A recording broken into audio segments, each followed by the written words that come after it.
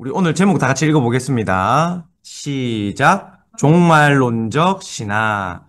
예, 책에는 3절부터 마태복음 24장 3절부터 20 몇 절까지 길게 나와 있는데, 조금 줄여서 우리 읽도록 하겠습니다. 3절부터 14절까지 말씀인데요. 제가 한 절, 여러분이 한 절, 이렇게 교독하면서 읽도록 하겠습니다. 제가 먼저 읽을게요. 예수께서 감난산 위에 앉으셨을 때에 제자들이 조용히 와서 이르되 우리에게 이르소서 어느 때에 이런 일이 있겠사오며 또 주의 일하신가 세상 끝에는 무슨 징조가 있사오리까.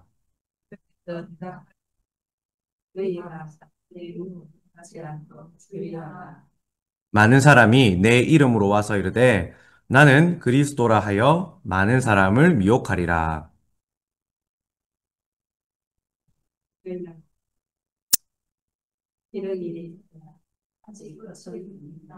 민족이 민족을 나라가 나라를 대적하여 일어나겠고 곳곳에 기근과 지진이 있으리니 그때에 사람들이 너희를 한란에 넘겨주겠으며 너희를 죽이리니 너희가 내 이름 때문에 모든 민족에게 미움을 받으리라.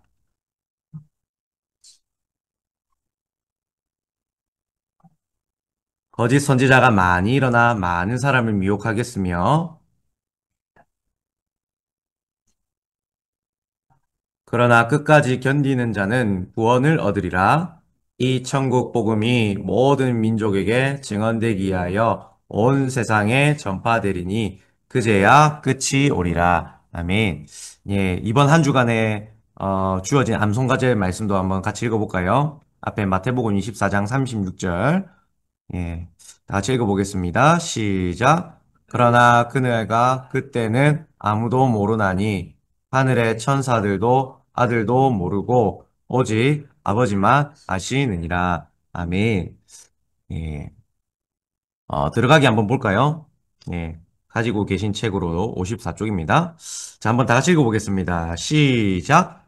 하일리 법칙은 미국 보검사의 슈퍼바이저로 일했던 하일리가 발견해낸 법칙입니다.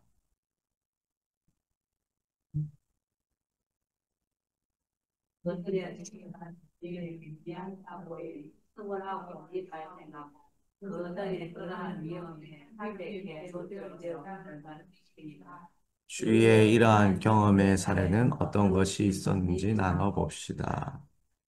예, 뭐, 자동차 보험을 가입하면 이런 하일리 법칙은 한 번쯤 들어보셨을 거예요. 하일리 법칙이 뭐냐면, 쉽게 말해서 따라해볼까요? 1대, 29대, 300.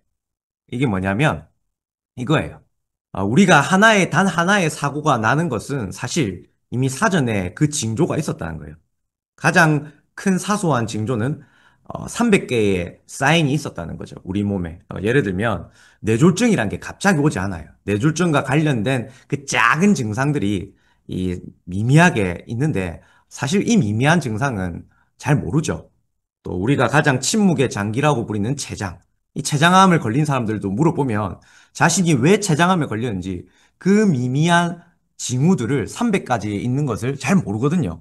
나중에 이것들이 작은 사고, 29번에 덧지르고 복부를 누르고 팽망하면서 왜 그렇지? 병원에 가야 되겠다. 근데 결국은 어떻게 됩니까? 췌장암 그게 뭐 말기 뭐 이렇게 되더라. 결국에는 손 쓸 수 없이 아주 위험해지는 그러한 사건이죠. 자, 이게 하일리 법칙이거든요. 자동차에 하나의 큰 사고가 일어날 때에 그 사고는 그 사람이 이미 사소하게 신호를 조금씩 어기는 그런 뭐라 해야 될까요? 성격이 급하다는 그러한 마음들, 또 뭐라 해야 될까요? 무조건 남을 앞지르고 싶다는 승부 본성. 뭐 이러한 여러 가지 그러한 것들이 겹쳐서 결국에는 하나의 대형 사고가 난다.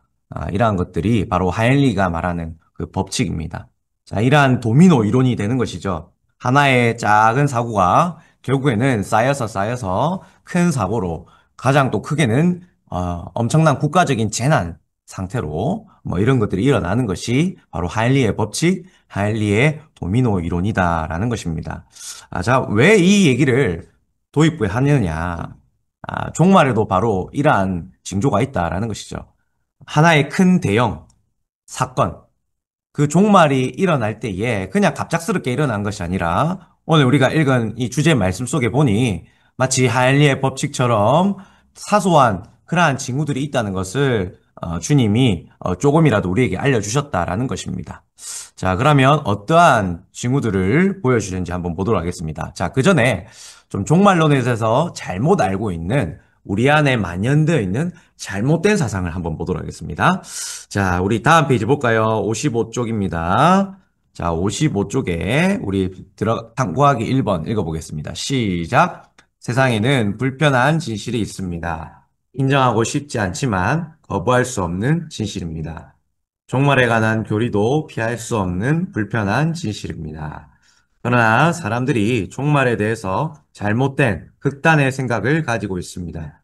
양극단에는 어떤 것이 있나요? 자, 첫 번째, 우리가 기억해야 될 잘못된 극단적인 종말론은 무엇이냐? 그것은 종말의 때를 정확하게 안다라는 것입니다. 1992년도에 다미성교회라는 사이비 이단을 아실 거예요. 이 다미성교회에 그 교주가 있었죠. 바로 이장님이라는 사람인데, 이 사람이 1992년 10월 28일인가요? 예, 아무튼 이 날짜에 어, 이 대대적인 종말이 있을 것이다. 어떤 종말이냐? 휴거가 있을 것이다. 휴거가 뭐냐면 이 땅의 성도들이 하늘로 올라가 구름에서 예수님을 영접한다는 거예요. 자, 그러한 휴거 사건이 1992년도 10월에 일어날 것이다. 라고 했어요. 자, 그런데 어떻게 됐을까요? 일어났을까요? 예, 안 일어났습니다. 저는 1991년생이라서 잘 모르겠는데, 92년도에 이런 일이 있었다고 저는 부모님께 들었습니다. 자, 뭐 아무튼 뭐 이러한 이단들은 한국에만 있는 게 아니었죠. 예, 여러 극단적으로 다른 세계 나라에서도 있었습니다.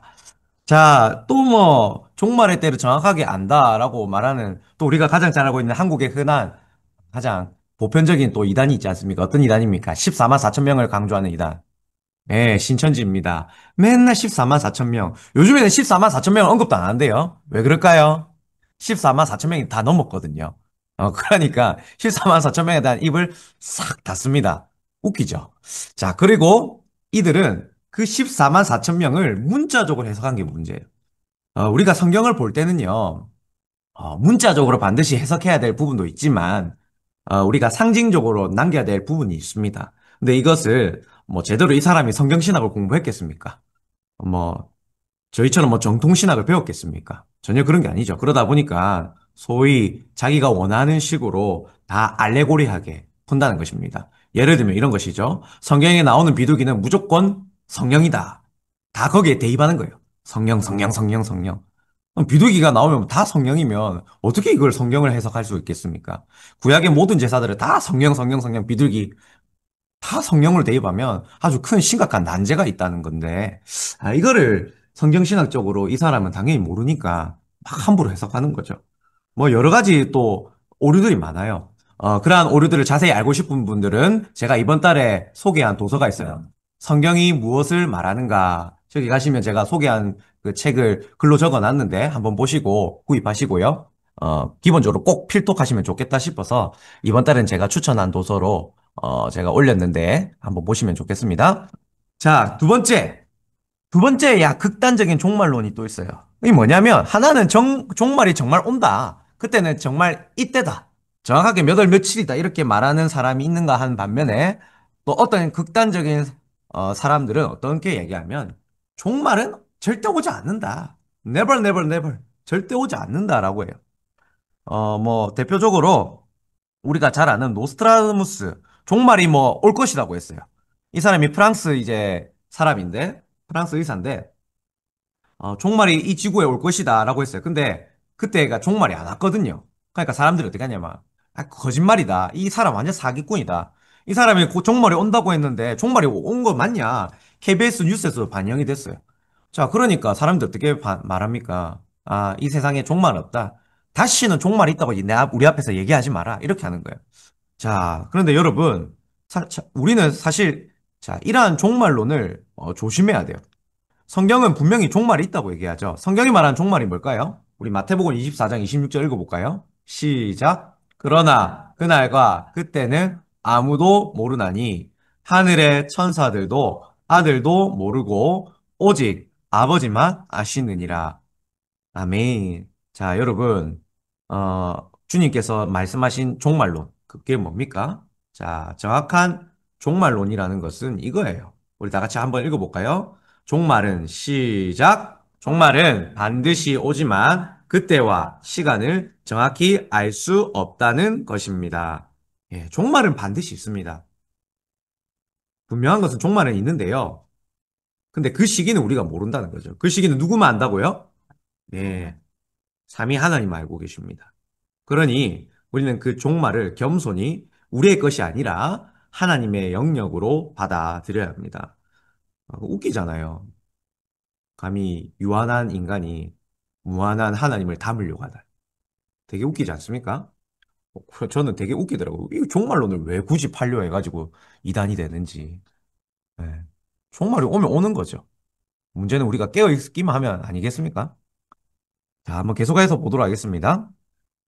자, 다음 우리 3번 읽어볼게요. 시작. 성경은 종말이 곧 올 거라고 시고 임박성을 말하지만 정확한 시간과 날짜를 말하고 있지 않습니다. 그 이유는 무엇이라고 생각하나요? 예, 여러분, 그 이유는 뭐냐면요. 바로 참된 신앙을 하나님이 그 지표를 구분하고 싶기 위해서요. 좀 더 전문적으로 말하면 신앙의 옥석을 가리기 위함입니다. 참된 그 옥 같은 그 신앙인이 누구냐? 네, 그것을 이해 좀 나눠주실까요? 그것을 보기 위하여서 하나님 종말의 시기와 때를 알려주셨다고. 자, 생각해 보세요. 만약에 하나님이 종말의 시기와 때를 알려줬다면 사람들이 어떻게 살까요? 더 흥청망청 방탕하게 살겠죠? 주님이 그때 오시면 난 그때 믿을래. 뭐 그러면서 더 흥청망청 살겠죠? 우리가 그러한 예를 대표적으로 어떻게 알 수 있을까요? 노아의 때를 생각해 보십시오. 노아할 때 아무리 종말의 때를 얘기해줘도 사람들이 어떻게 합니까? 무시하죠? 또 흥청망청 살죠? 그냥 노아 말 무시하는. 자, 그러니까 주님의 오신다는 그 시기를 알려주든 안 알려주든 사람들의 모습은 똑같다는 거예요. 자, 그러니 우리는 오히려 주님이 안 알려주시는 것이 우리에게 더 지혜롭게 우리의 신앙을 더욱더, 하나님께서 더 연단시키게 하는 것이다라는 것을 더 감사함으로 받아들일 줄 알아야 돼요. 자, 우리가 대표적으로 깨어 있어야 된다라고 말하는 가장 중요한 교훈을 보여주는 복음서의 내용이 있어요. 비유. 어떤 비유가 있죠? 처녀의 비유. 마태복음 25장에 보면 처녀들이 구분이 됩니다. 그쵸? 자, 먼저 슬기로운 5명의 처녀들. 이 사람들은 왜 슬기로운 거죠? 신랑을 맞이할 준비가 되어 있었죠. 그 맞이한 준비한 증거가 뭡니까? 기름을 준비했다는 거예요. 기름을 준비했다는 거예요. 자, 그런데 반면에 어리석은 미련한 5명의 처녀들의 특징은 뭐였죠? 기름을 준비하지 못하고 계속 쿨쿨 잠만 잤습니다. 그쵸? 자, 그러니까 신랑이 이제 녹화하고 두드려요. 그러니까 처녀가 어떻게 반응해요? 자, 미련한 5명의 처녀들은 슬기로운 5명의 처녀들에게 야, 기름 좀 빌려줘라. 기름 좀 빌려줘. 그러니까 뭐랍니까? 안 돼, 안 돼. 그러다가 이도 저도 안 된다. 너 차라리 저기 밖에 나가서 기름 사라. 자, 그 밖에 기름 사러 갈 때 주님이 어떻게 하십니까? 신부들 데리고 결혼식 딴딴따단 이미 식을 다 올렸습니다. 자, 결국은 뭡니까? 이 말씀의 교훈은 종말의 때에 깨어 있어야 한다. 신앙의 절개를 지키지 않고서는 우리가 면류관을 누릴 수 없다라는 것이죠. 그렇죠? 자, 그 다음 한번 보도록 하겠습니다. 자, 탐구하기 4번 읽어볼까요? 시작.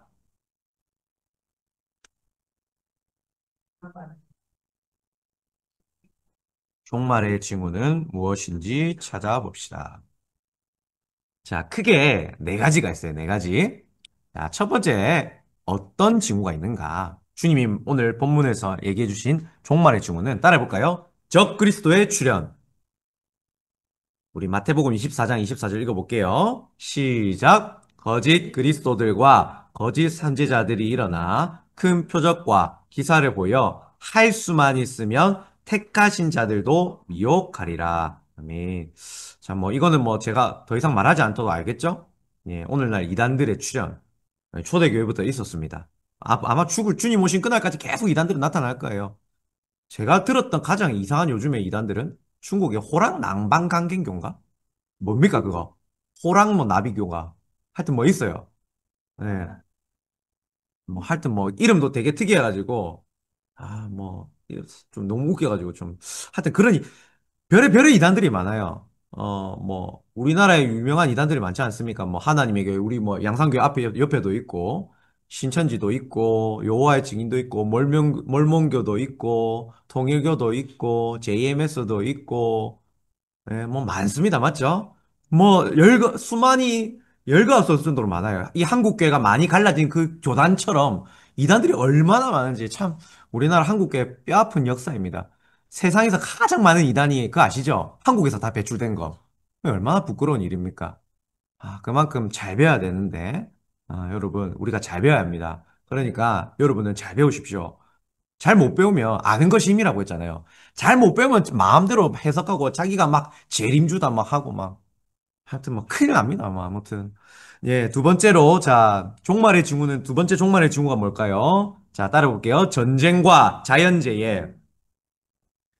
네, 우리 마태복음 24장 7절 말씀 다 같이 읽어볼게요. 시작. 민족이 민족을, 나라가 나라를 대적하여 일어나겠고, 곳곳에 기근과 지진이 있으리니. 아멘. 지금도 그러한 징후들이 조금씩 있습니다. 그쵸? 뭐 예를 들면 뭡니까? 우크라이나와 러시아, 또 이스라엘과 그 중동의 이란의, 예, 그러한 중동의 전쟁들, 또 기근과 지진은 뭐 계속 있죠? 뭐 우리 태평양 이 막 지진 때 지진판이 막 흔들리고 있지 않습니까? 뭐 매번 뭐 필리핀 뭐 이러한 나라들 얼마나 불쌍해요. 맨날 지진 나가지고 많이 죽고 일본도 뭐 너무 얄밉지만 그 원수들이 지진으로 죽으면 얼마나 또 불쌍합니까? 참 안타까워요. 그런 거 볼 때마다. 그럼에 비하면 뭐 우리 한국은 너무 안전하죠. 뭐 가끔 뭐 경주에 한 번씩 뭐 이렇게 지진이 뭐 크게 나지만 뭐 그렇게 해봤자 뭐 사람이 뭐 진짜 땅에 파묻히고 그런 지진 아닙니다. 맞죠? 집이 무너지고 뭐 교회가 무너지고 뭐 이런 지진 아니잖아요. 뭐 가벼운 뭐 살짝의 진동 이런 미동을 느끼는 지진이지 크게 우리는 못 느껴서 참 우리가 실감 안 나지만 참 그러한 사람들 아픔을 볼 때 우리는 어떻게 해야 될까요?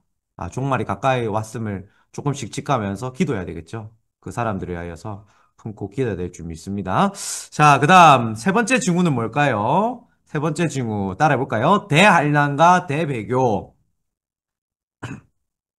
자, 디모데전서 4장 1절 말씀인데요. 다 같이 읽어볼까요? 시작. 그러나 성령이 밝히 말씀하시기를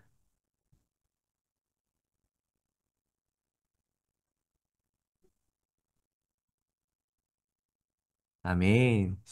예, 마지막 때가 되면 큰 환난과 핍박을 우리가 더 많이 당합니다. 뭐 계시록에도 그 말씀을 할 거예요. 자, 뭐 그럴 때일수록 뭐 지금도 이제 환난과 박해의 시대인데 이제 점점 기독교가 이제 힘을 잃어가는 거죠. 뭐 이미 서구의 그 기독교들이 쇠퇴하고 있는 것들이 대표적인 증상입니다. 뭐 구체적으로 어떤 예들을 우리가 살펴볼 수 있을까요? 그 과거에 할애했던 그 서구의 유럽의 그 영국의 교회들, 유럽의 교회들, 어, 구라파의 그 교회들 한번 생각해 보십시오. 그 교회들이 지금 다 어떻게 변했습니까? 다 교회가 운영이 안 되니까 성도들이 줄어드니까 술집당으로 다 바뀌어 술집으로, 그렇죠? 예. 칵테일바, 커피바 점점 변해요. 뭐 이게 뭐 우리나라에 안 일어날 보장은 없는 거예요. 예. 우리가 자꾸 이게 다음 세대를 강조하긴 강조하는데 정말 다음 세대를 강조하는데 다음 세대를 위한 투자가 없다. 다음 세대를 위한 존도가 없다. 다음 세대를 위한 사랑과 헌신이 없다. 나는 어릴 때 다음 세대로서 분명히 받은 그 사랑과 헌신, 그 믿음의 선배들이 사랑이 있는데 사람들은 섬기기 싫어요. 왜 그럴까요? 귀찮거든요. 피곤하거든요. 그냥 교회에서 그냥 나는 공예배만 드리고 집에 가고 싶거든요. 뭐 어쨌든 뭐 예배만 드리고 집에 가면 되는 거 아니냐, 목사님. 뭐 누군가는 하겠죠. 근데 그 누군가가 당신이란 거 생각 안 해요. 맞죠? 그 누군가란 건 내란데 강하게 다음 세대를 강조하면서 다음 세대가 그 외치는 것들이 다른 사람이 해야 될 일이고 내가 해야 될 일을 생각 안 해요. 참 이게 안타까운데 한국교회도 머지않았다. 한번 두고 보십시오. 우리가 뭐 물론 사실 이러한 일이 안 되겠지만 언젠간 다가와요. 언젠간 다가올 일이고 이러한 서구의 그런 안타까운 현상들이 결국에 오는데 어쨌든 우리는 결국에는 하나님이 심판하실 때 이런 심판도 하시거든요. 너희가 다음 세대를 얼마나 잘 양육했느냐. 분명히 하나님 이것도 심판하십니다. 하나님의 심판이 어, 우리에 대한 그러한 하나님의 자녀로서 마땅히 해야 될 바를 했는가? 자녀 양육, 다음 세대를 바르게 양육했는가? 예. 우리가 제대로 안 가르치면 이 사람들 다 배교한단 말이죠. 다음 세대들이. 실컷 열심히 예수님이 누구시고 가르쳤는데 마지막에 막 북한에 뭐 예를 들면 김정은이 쳐들어가고 니한테 총 쏘고 칼 들이대면 니는 어떻게 할래? 이러니까 나는 김정은 믿습니다. 이렇게 대답하면 그게 뭡니까? 허무하잖아요. 우리가 끝까지 일사가고 주기철 목사님의 그 순교 신앙의 각오를 우리 믿음의 선배들만 가지는 그 신앙이 나에게서만 그칠 것이 아니라 다음 세대에게 계속해서 전가돼야 되는 것이죠. 자, 그를 위해서라면 우리가 좀 피곤하더라도 내가 나이가 들었더라도 일선에서 물러나는 것이 아니라 은퇴했다고 막 다 끝난 게 아닙니다. 여러분, 은퇴라는 것은 은퇴라는 단어를 좀 많이 오해해 하세요. 은퇴하면 다 물러서도 됩니다. 생각하신데 천만의 말씀 오해입니다. 은퇴라는 것은 여러분 물러서는 것 그게 아니에요. 은퇴라는 것은 우리가 뒤에서도 계속 할 수 있는 그러한 것을 은퇴라고 말해요. 우리가 현역에서는 물러나지만 그러나 현역에서 물러나더라도 뒤에서 분명히 할 수 있는 일이 있습니다. 하나님이 그러한 은퇴를 원하시지 그냥 무작정 다 내려놓는 은퇴는 하나님이 원치 않는다는 것. 하나님은 결코 우리에게 주신 그 달란트를 낭비하지 않기를 원하시거든요. 예, 결코 그러니까 여러분이 목사님 내가 은퇴했으니까 이제 나는 소실적 나는 많이 섬겼어. 이 정도 했으면 됐지 않았습니까? 예, 절대 아닙니다. 뭐 끝까지 우리는 섬겨야 합니다. 예, 끝까지 섬기시고 다음 세대를 위하여서 물질적으로, 기도적으로 계속해서 후원하고 우리 양상교회는 이런 것들이 잘 되고 있는 것 같아요. 다음 세대를 위하여서 한 영혼 한 영혼을 바나바처럼 기도하고 품는 작정하는 그러한 운동들. 지금 막 요 앞에 엘리베이터 앞에도 막 옆에도 붙이고 있지 않습니까? 주일학교 우리 교회학교 자녀들 한 영혼 한 영혼을 이렇게 1대1로 매칭시켜서 기도하는 것들. 참 이러한 전통은 참 좋은 것 같아요. 제가 한 번도 이러한 좋은 모습들을 제가 사역하면서 보지 못했는데 저희 양산교회는 그래도 비교적 다른 교회가 비교하면 잘하고 있는 것 같다. 뭐 물론 여러분들은 제가 말하지 않더라도 보이지 않는 것을 잘할 거라 믿습니다. 어쨌든 간에 중요한 것은 요지는 무엇이냐. 부름받는 그날까지 내가 다음 세대를 위하여서 복음을 증거하고 내가 계속해서 해야지 이 아이들이 대한란의 시대에 배교를 하지 않는다. 예, 그것들을 기억하면서 끝까지 우리가 좀 더 헌신하고 나아가기를 바랍니다. 왜 아멘이 없습니까? 자, 우리 마지막. 자, 종말의 징후는 무엇입니까? 네 번째. 자, 시작. 모든 민족에게 복음 전파하는 것입니다. 여기에 뭐, 저자가 이스라엘의 대회심을 말하는데, 사실, 이스라엘 대회심은 너무 지극히 좁은 개념이고요. 여기서 말하는 온 민족이라는 것이 이스라엘의 뭐 대회심까지 말하는 게 아니에요. 자세한 내용은 제가 유인물을 드렸는데 한번 읽어보십시오. 1페이지에 보면 지금 한번 같이 볼까요?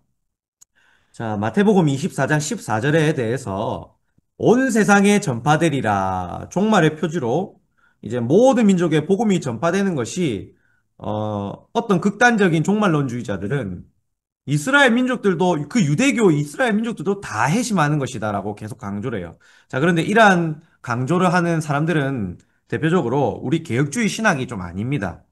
뭐 이제 주로 말하는 소위 세대주의, 전천년주의자들이에요. 예수님 재림 직전에 온 민족들이 집단적으로 회심을 한다. 자, 이스라엘 회심이 종말의 필수적인 징조라고 하는데, 그러나 성경을 전체적으로 보면, 예수님의 그 그리스도의 그 구원 계시의 역사, 줄여서 이제 구속사라고 하는데요. 구속사적인 관점에서 보면, 하나님이 말씀하신 이 모든 민족이란 것은 이스라엘의 한 사람도 빠짐없이 다 구원받는 그런 말은 거 아니에요.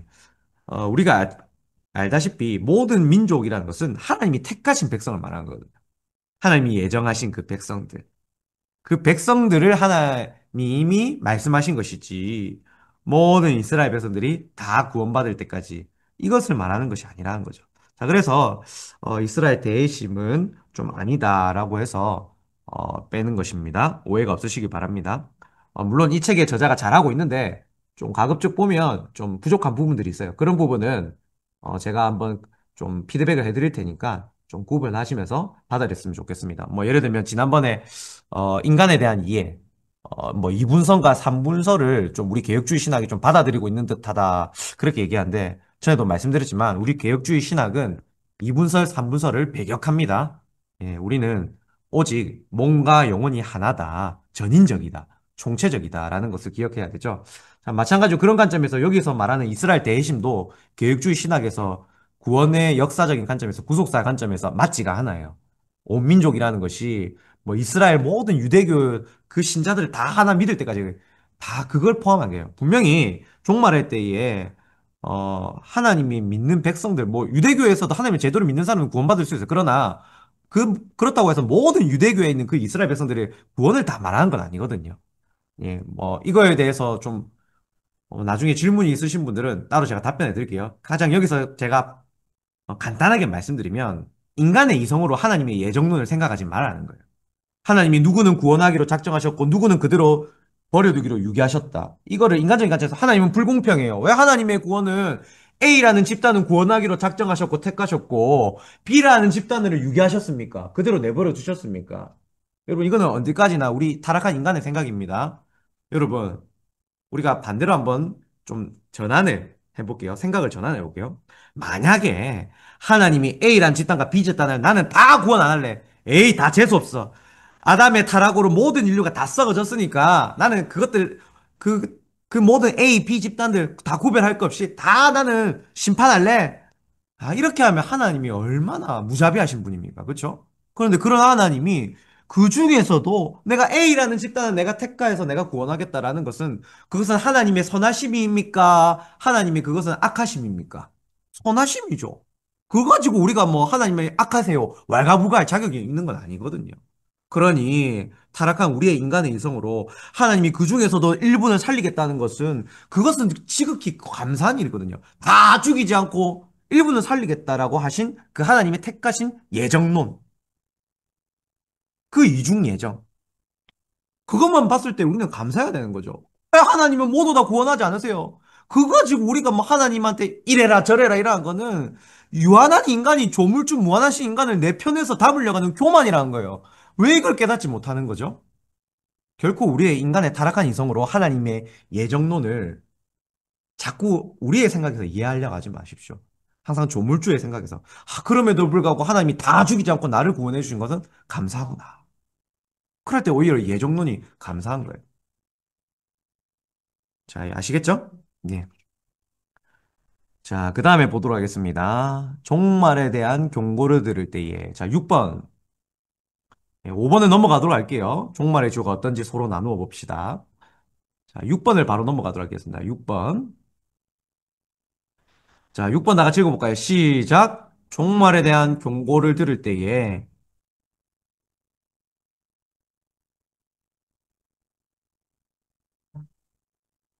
종말이 오지 않았습니다. 그러므로 믿을 것이 못 된다라고 합니다.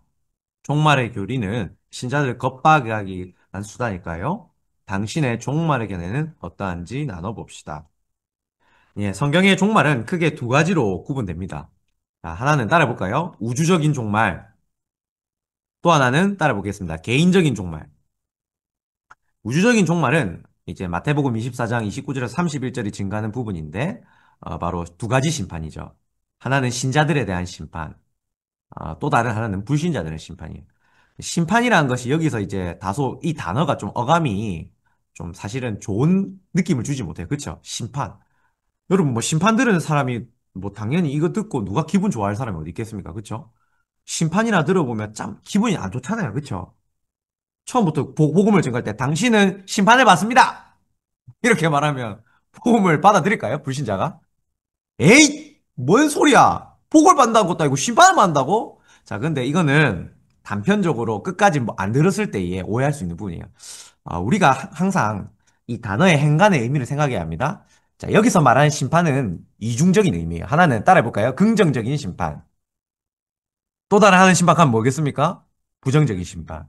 긍정적인 심판은 뭐예요? 바로 신자가 하나님 앞에서 바로 구원의 영생의 심판을 받는 걸 긍정적인 심판이라는 거예요. 부정적인 심판은 뭐예요? 이제 불신자가 당연히 예수 그리스도를 믿지 않았으니까 그들이 당연히 그들의 행위에 대한 그 벌을 지옥의 심판을 받는 게 바로 부정적인 심판입니다. 뭐, 목사님, 우리는 왜 심판받아요? 이렇게 말하시면 안 됩니다. 이 수업을 들으셨으니까, 이제 이 심판이 안 좋은 심판이 아니라, 우리에겐 긍정적인 심판이라는 걸 기억하시고, 앞으로 이제 성경을 이해할 때에, 이거 왜 심판을 말해? 뭐야, 이거? 이거 성경 잘못된 거 아니야? 그렇게 하시면 안 돼. 아시겠죠? 예, 이걸 볼칠 때의 심판은, 이 심판이라는 것은, 예수 그리스도를 믿는 신자들이 바로 구원을 받는 영생의 심판. 우리도 심판대 앞에서 신자와 불신자가 다 심판을 받는데, 우리가 받는 심판은 우리가 두렵고 떨어야 될 심판이 아니라, 우리는 하나님께서 생명을 주신 면류관의 심판. 그 의의 면류관의 심판이라는 걸 기억해야 돼요. 아시겠죠? 자, 두 번째 이제 개인적인 종말입니다. 뭐 이거는 지금 당장 우리가 질병으로 죽는 그러한 종말적인 사고들이 있죠. 또 전쟁, 기근, 자연사들 뭐 이러한 것들은 지역적으로 국가적으로 동시다발적으로 일어납니다. 그렇죠? 하루에 죽는 이 사람들이 얼마나 많습니까?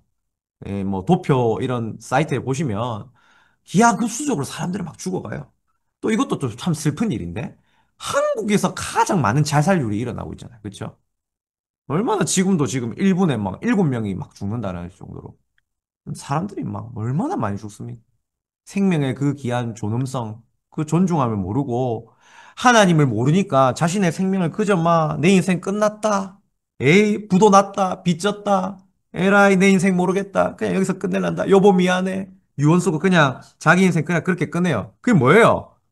결국에는 그거는 책임감이 없는 거죠. 책임감이 없는 거. 예수 믿는 사람들은 비록 뭐 빚졌더라도 내 인생 뭐 쫑났더라도 부도가 됐더라도 망했더라도 당장 뭐 지금 해고됐더라도 취업이 안 됐더라도 자녀가 없더라 하더라도 결혼을 못 했더라도 뭐 어떤 그 수령텅이 있더라도 자기 인생을 스스로 끊으려고 합니까? 아니죠. 어떻게 합니까? 끝까지 선하신 하나님의 역사심이 합력하여 선을 이루는 것을 믿는다면 결국 자기 스스로 종말을 끝내지 않거든요. 자기 인생의 삶을 종말로 끝내지 않습니다. 항상 하나님이 다 갚아주실 것이다. 하나님이 지금 나에게 주신 그 고난을, 그 고통을 어떻게 봅니까? 항상 하나님의 뜻으로 바라보고 항상 그 종말을 더욱더 깨어있게 살아가는 것이죠. 저와 여러분은 다 그렇게 살아갈 줄 믿습니다. 자, 그 다음 보겠습니다. 7번. 다 같이 읽어볼까요? 시작. 종말의 때가 이르면 모든 자들이 최후의 심판을 받습니다. 그 심판에 따라 다른 결과가 주어집니다. 그 결과가 무엇인가요? 예, 뭐, 이거는 앞서 했던 맥락과 똑같은 맥락이라서 좀 간단하게 언급할게요. 자, 당연히 불신자는 어떠한 심판을 받죠? 예, 영원한 형벌을 받습니다. 우리 전도서 12장 14절 읽어볼까요? 시작. 모든 행위와 모든 은밀한 일을 선악간에 심판하시리라. 아멘. 자, 그 다음에 우리가 영원한 상급으로 신자는 영원한 상급으로 심판을 받아요. 상급에 대한 얘기를 조금 한번 언급하고 갈게요. 자, 상급. 그럼 상급을 보면 자, 6페이지 한번 볼게요. 유인물 6페이지.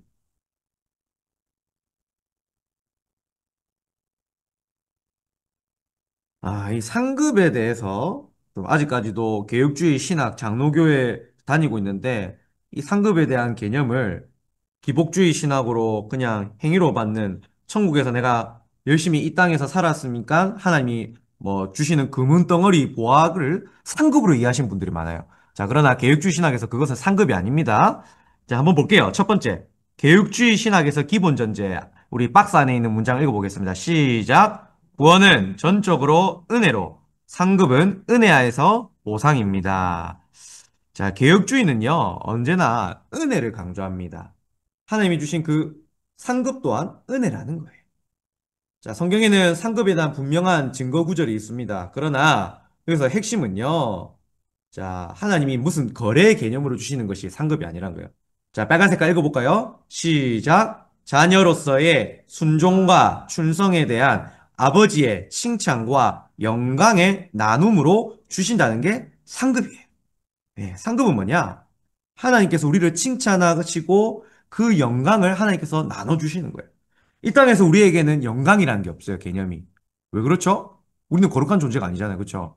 근데 우리는 저 하늘에서는 우리가 영광스러운 존재가 돼요. 왜요? 저 하늘에서 우리가 영화롭게 되거든요. 우리 주님처럼. 더 이상 이 땅에 제약에 연연되어 있지 않고 더 이상 이 땅에서 우리가 마귀에게 받는 그 모든 시험들이 하늘에서는 우리의 신천신지 그 하나님의 나라에서는 그 완벽한 나라에서는 더 이상 그 영향력이 우리에게 미치지 못하는 거예요. 그러니 우리는 어떻게 됩니까? 하나님처럼 영광스러운 존재, 영화로운 존재가 되는 거예요.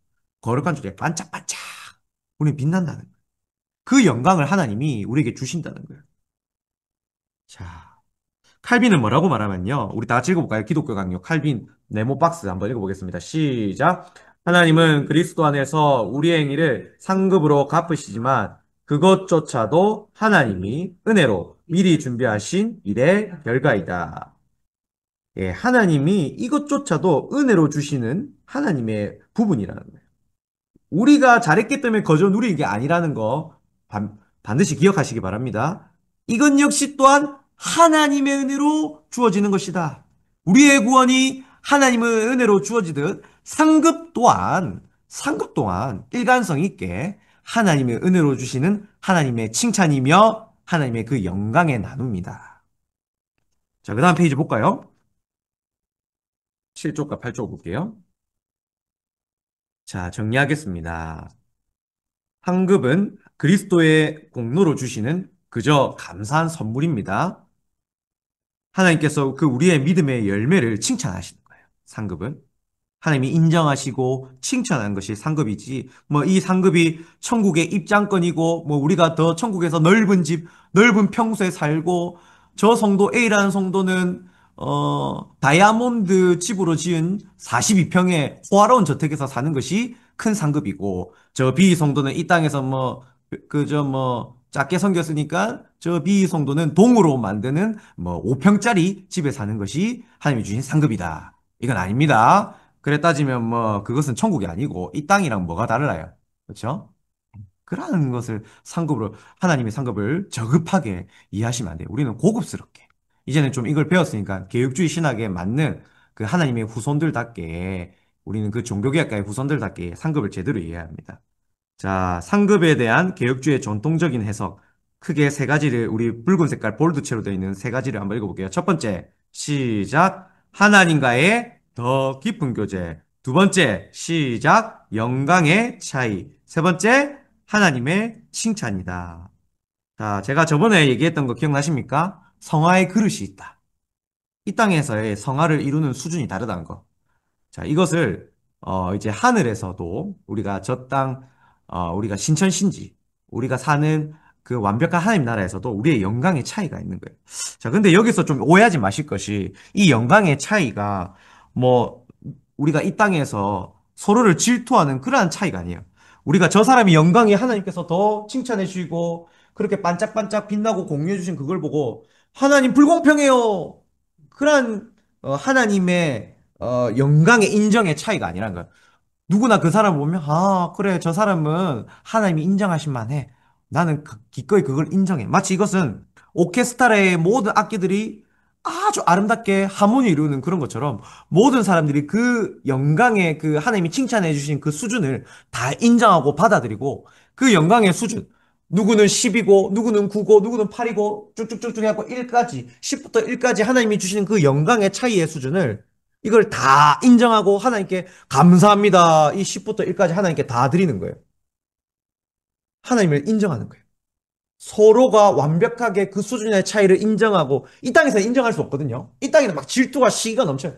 막 그렇잖아요. 막 담임 목사님이 누구랑 A라는 성도를 칭찬하고 나는 칭찬하면 막 괜히 서운하고 막 그렇죠. 시기 질투. 목사님 두고 봐. 아, 그렇단 말이에요, 막. 근데 저 땅에서 저 하늘에서 어떡하냐. 절대. 하나님이 누구는 뭐 10으로 칭찬하고 나는 1로 칭찬했다 해서 하나님 왜 그래요? 그렇게 불평불만하는 그러한 시기 질투의 그 하나님의 영광의 차이라 아니란 거예요. 누구나 다 인정하고 다 칭찬하고 박수치고 막 배 아파하지 않고 막 그러한 것들이 바로 저 땅에서의 저 하늘에서의 상급의 인정, 영광의 차이를 인정한다는 거예요. 아시겠죠? 네. 자, 그래서 나머지 부분은 집에서 읽어보십시오. 8쪽. 좀 이해가 되시죠? 개념이 잡히죠? 네, 성경을 읽을 때에는 이러한 상급에 대한 개념을 오해 없이 읽어야 됩니다. 자, 그 다음, 우리 8번 읽어봅시다. 시작. 종말에 대한 신자의 자세는 분명해야 합니다. 종말에 대한 어떤 적용이 필요한지 찾아봅시다. 예, 첫 번째, 우리가 두 가지 적용이 필요한데, 첫 번째는, 자, 미래적인 적용인데, 예수님의 오심을 기다리는 우리의 자세가 필요합니다. 자, 마태복음 6장 20절에 보면, 우리 다 같이 읽어볼까요? 시작. 오직 너희를 위하여 보물을 하늘에 쌓아두라. 거기는 좀이나 동록이 해하지 못하며, 도둑이 구멍을 뚫지도 못하고, 도둑질도 못하느니라. 아멘. 예, 이 땅에서 항상 하늘의 것을 우리가 생각하며 살아야 되는 거죠. 주님의 것. 이 땅의 것을 마치 내가 막 다 들고 가려고 이렇게 막 살려면 안 되는 거예요. 이 땅의 것들은 어떻게 되는 거예요? 주님 뭐라고 말씀하나요? 썩어버려. 문드러진다. 생각해 보십시오. 제가 최근에 저희 집사람이 좀 슬퍼했던 일인데요. 이사를 하고 나서, 이 햇빛이 들어오는 이 방마다 들어오는 이 조도의 그 양을 생각을 못 하다 보니까 이 패딩을 어, 미처 이 햇빛이 안 들어오는 곳에 둬야 되는데 패딩을 햇빛 들어온 곳에 딱 뒀단 말이에요. 그러니까 패딩이 딱 6개월 여름 지나니까 어떻게 되니까 요번에 꺼내보니까 완전 변색이 된 거예요. 그 악기는 막 30만 원짜리, 20만 원짜리 패딩 막 울고 막 질질 짜는데 제가 야야 됐다 막 패딩 막 10,000원짜리 2만원짜리 사라. 요번에 바자에서 사라 제가 이랬거든요. 뭐 패딩 뭐 그게 뭐 중요합니까? 뭐 축구 안 하면 되지. 저는 어릴 때부터 명품에 찌들려 있는 애들이 이해가 안 되더라고요. 저는 저희 어머니가 아마 저를 좋아하실 건데 저는 뭐 나이키 아디다스 사달라고 한 적 있거든요. 그냥 엄마 나 삼디다스 슬리퍼 사줘. 남들은 뭐 쪼리 뭐 이런 거 신을 때에 저는 뭐 엄마 나는 그냥 저기 3,000원 뭐 이런 거 잘 사줘. 괜찮아. 이랬거든요. 저는 뭐 저 부산에 진시장 아시죠? 그거 가면 또 좀만 더 가면 현대백화점에 자유시장 평화시장 있거든요. 그거가 제 나와바리입니다.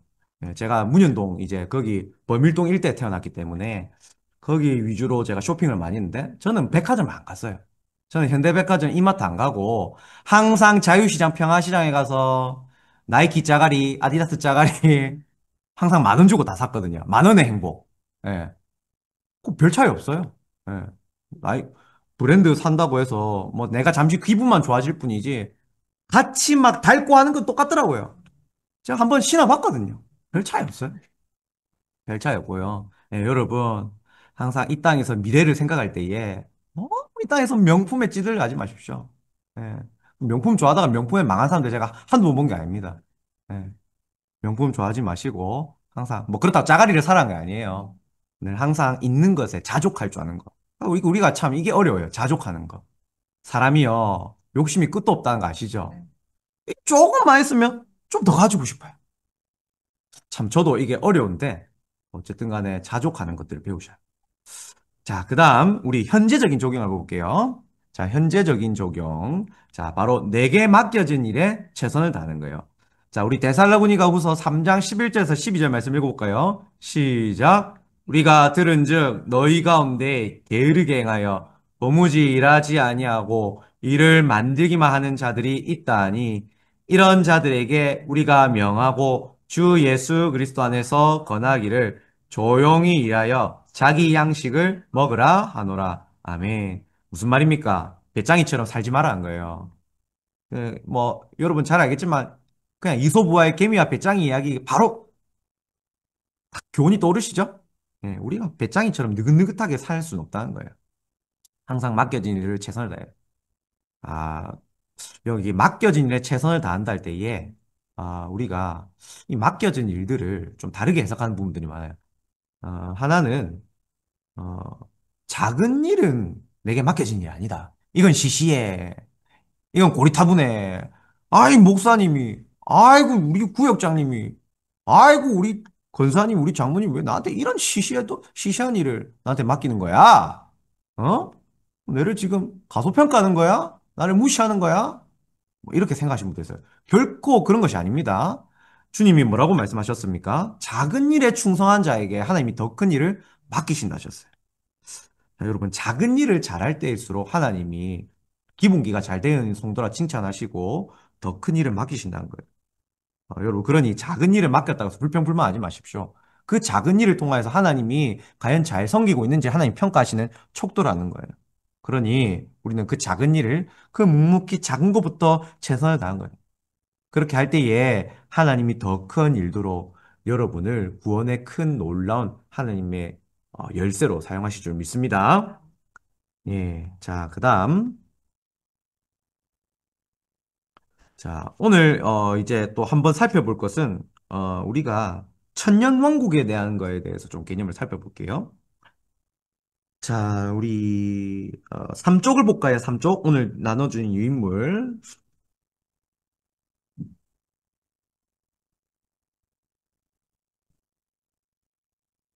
뭐 들어보신 분들 있겠지만 천년왕국에 대한 우리 개혁주의 신학은 3번 무천년설을 우리는 따릅니다. 자, 첫 번째 보겠습니다. 전천년설. 전천년설 한번 읽어볼까요? 박스 안에 글자 시작. 예수님이 재림하신 후 천년왕국이 시작된다. 예, 전천년설이라는 것은 예수님이 재림하시고 문자적으로 천년왕국이 시작된다고 믿는 것을 전천년설이라는 거예요. 어, 이 세상에 진정한 왕이신 예수님이 오셔서 이 악을 심판하시고 새 시대를 여시는 것이 천년왕국이다. 자, 그러나 이에 대한 해석은 너무 이것을 문자적으로 해석했단 말이죠. 하나님의 종말의 시간표를 지나치게 갈라치기 했고 또 이게 이 영적 이스라엘을 상징하는 부분이 있는데 무조건 이거를 우리가 알고 있는 이 땅의 육적인 이스라엘 그쵸 그러니까 저 유대인들만 말하는 그런 해석이 또 지나치게 있다는 거예요. 자, 두 번째 후천년설은 뭐냐? 우리 다 같이 네모 안에 있는 또 박스에 있는 글을 읽어볼게요. 시작. 복음이 전 세계로 퍼져 세상이 점점 좁아지고 그 위에 주 예수님이 재림하신다. 예. 자, 이건 뭐냐면 이제 예수님이 승천하시고 난 다음에 천년왕국이 시작됐다는 거예요, 이미.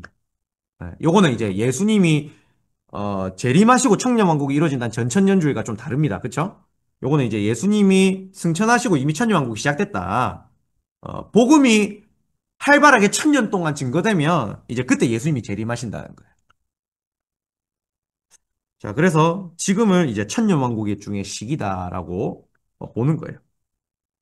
천년왕국. 자, 그런데 자, 여기에 대한 천년왕국에 대한 해석은 과도하게 또 너무 인류를 낙관적으로 보는 게 있어요. 자, 여러분, 이 어찌 보면 이게 행위구원이 될 수 있거든요. 마치 우리가 막 복음을 천년 동안 다 전하면 이제 하나님이 우리가 이만큼 했으니까 하나님이 오시겠지. 뭡니까? 인간의 행위가 업적이 더 드러나는 거죠. 그러니까 후천년주의는 전적인 하나님의 은혜를 강조하는 천년왕국에 대한 신학이 아니라는 거예요. 사실 그래 따졌으면 이미 천년왕국, 천년이 이미 지났거든요. 생각해보세요. 지금 몇 년도입니까? 2025년도잖아요. 천년이 이미 훨씬 넘었잖아요. 그러니까 이 후천년설도 사실은 문자적으로도 맞지도 않고 또 신학적으로 볼 때도 인간의 업적을 강요하는 마치 우리가 복음으로 하면 앞당기면 주님이 오신다. 뭐 인간의 행위가 너무 드러나는 거죠. 자, 개혁주의가 따르는 무천년설 뭡니까? 다 같이 한번 읽어볼까요? 내용 시작. 천년왕국은 상징적인 기간이며 지금 교회 시대에 이미 이루어지고 있다. 예, 천년왕국이라는 것은 상징적인 기간이에요. 지금 우리가 살아가고 있는 이 모든 통튼 시대, 통틀어서 주님이 오시기 전까지 이 시대를 천년왕국이라고 보는 거예요. 자, 그래서 뭐 주님의 재림과 심판이 우리는 함께 일어나는 거지. 이게 뭐 전천년설처럼 무천년설, 부천년설처럼 뭐 따로따로 제각기로 뭐 주님의 재림과 심판은 이렇게 따로따로다. 이렇게 제각기로 나누는 것을 우리는 말하지 않는다는 거예요. 예, 그래서 우리는 무천년설을 지지한다. 요거를 좀 기억하시고. 물론, 이 무천년설이 때로는 너무 추상적일 수도 있어요. 아이고, 주님 언제 오십니까? 아이, 힘듭니다. 이 땅에 삶 그만두고 싶은데. 아이고, 이 땅에서 못 살겠다. 천국 가고 싶다. 야야, 나 빨리 천국 갈란다. 너가 엄마, 너가 아빠 빨리 천국 가달라고 기도해라, 너가. 이렇게 기도하시는 분들 많거든요. 저희 할머니가 막 그랬어요. 성경아, 이 땅 못 살겠다, 못 살겠다. 아이고, 이 정권이 왜 그렇노? 못 살겠다, 못 살겠다. 저희 할머니가 막 이 땅에 정치 막 도저히 못 보겠다 못 보겠다 내가 차라리 죽고 말고 내가 빨리 내가 눈 감고 그냥 빨리 저 하나님 나라로 가야지. 저희 할머니 이게 천년왕국에 대한 개념을 잘못 이해하고 계신 거예요. 당연히 못 배우니까 뭐 그렇게 말도 함부로 하시는 거죠. 여러분 이제 그렇게 이제 잘 배웠으니까 여러분은 막 못 살겠다 못 살겠다 빨리 갈란다 막 이런 말 하시면 안 됩니다. 아시겠죠? 예, 이 땅에서 가장 최선을 다하고 이 땅이 이미 천국이라는 거예요. 예. 여러분 그걸 기억하십시오. 이 땅에서 천국의 삶을 못 살면 저 땅에서 천국의 삶이 주어진다는 것은 꿈 깨십시오. 이 땅에서 천국의 삶을 누려야 돼요. 이 땅은 지옥이야. 헬조선. 이 땅 못 살겠어. 이민 가자. 절대 그거는 하나님의 천년왕국 무천년주의를 받아들이는 사람의 태도가 아니에요. 생각하십시오. 하나님의 나라는 이미 시작됐습니다. 주님이 오신 그날부터. 주님이 초림하신 그때부터 이미 하나님 나라는 시작됐어요. 천국은 시작됐어요. 다만 아직 그것은 결정적으로 이루어지지 않았던 거예요. 이미 시작됐고요. 우리가 그러니 이미와 아직의 신학으로 나아가야 합니다. 예, already not yet. 이미 시작되지만 아직은 아닌 그 긴장감 속에서 우리가 구원받은 것을 두렵고 떨림으로 내가 과연 구원받은 신자로서 항상 나는 내 자신이 믿음 안에서 살고 있는가? 바울이 말한 대로 너희의 믿음을 시험하고 단련하라. 정말 너희가 성화의 삶을 제대로 살아가는가? 뭐 구원받은 신자라고 그냥 구원받은 마냥 그냥 천국 티켓 따냥 마냥 당상으로 그냥 뭐 신앙생활을 흐리붕텅하게 뭐 교회 그냥 출석 체크하면 됐지. 그냥 예배만 드리면 됐지. 뭐 주일학교는 교회학교는 뭐 누구나 알아서 섬기겠지. 뭐 또 교회 누가 섬겨달라는데 나는 이미 은퇴했으니까 난 됐지. 이건 아니라는 거예요.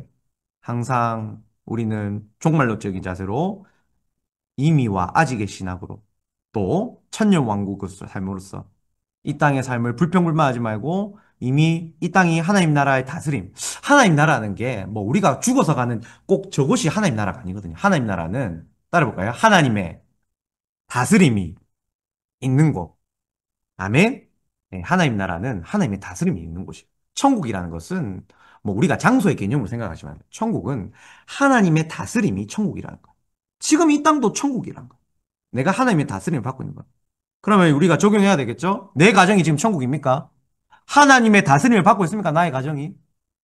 혹시 내 가정이 아직까지도 조금 불행과 불화가 있습니까?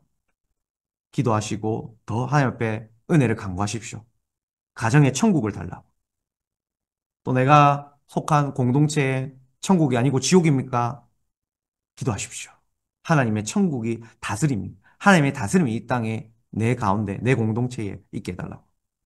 자, 그러니 우리가 살고 있는 곳에 천국의 모습을 보이지 못하면 불신자들이 어떻게 천국을 믿으려고 하겠습니까? 그렇죠? 내가 살고 있는 곳에 하나님의 다스림의 천국을 보여줘야 합니다. 믿으십니까?